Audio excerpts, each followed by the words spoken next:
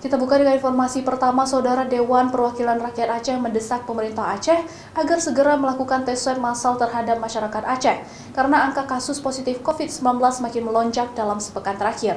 Selain itu, DPRA juga meminta pemerintah Aceh melakukan evaluasi menyeluruh terkait kebijakan penanganan COVID-19 di seluruh kabupaten kota se-Aceh. Dewan Perwakilan Rakyat Aceh meminta pemerintah Aceh melakukan evaluasi menyeluruh terkait kebijakan penanganan pencegahan COVID-19.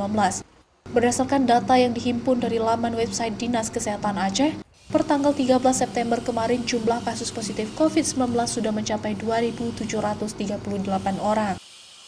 Untuk menekan angka positif COVID-19, DPRA mendesak pemerintah Aceh segera melakukan tes swab massal terhadap masyarakat Aceh.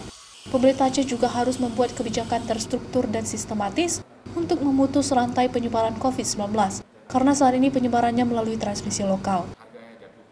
Jam malam itu kan hanya salah satu alternatif dalam konteks membatasi ruang gerak. Karena protokol kesehatan mengharuskan selain cuci tangan menggunakan masker ya jaga jarak. Itu hanya konteks untuk membatasi ruang gerak. Tapi saya kira bukan itu kebijakan yang mesti harus diambil saat ini. Yang saat ini yang harus diambil secara konkret dan taktis adalah tes swab massal secara menyeluruh. Karena kita sudah tidak tahu lagi klaster mana yang menjadi carrier penyebaran virus.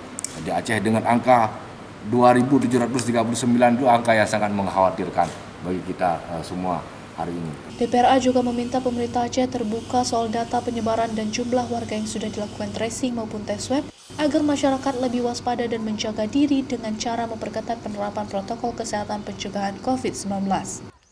DPRA juga merekomendasikan agar pemerintah Aceh segera memperlakukan pembatasan fisik secara massal seperti yang diatur dalam Peraturan Pemerintahan Nomor 21 Tahun 2020 tentang PSBB. Menurut Ketua DPRA, dengan kondisi penambahan pasien COVID-19 yang melonjak tinggi, maka sudah cukup syarat bagi Aceh untuk mengajukan penerapan PSBB kepada Menteri Kesehatan Republik Indonesia. Nova Misdayanti, Kompas TV, Banda Aceh.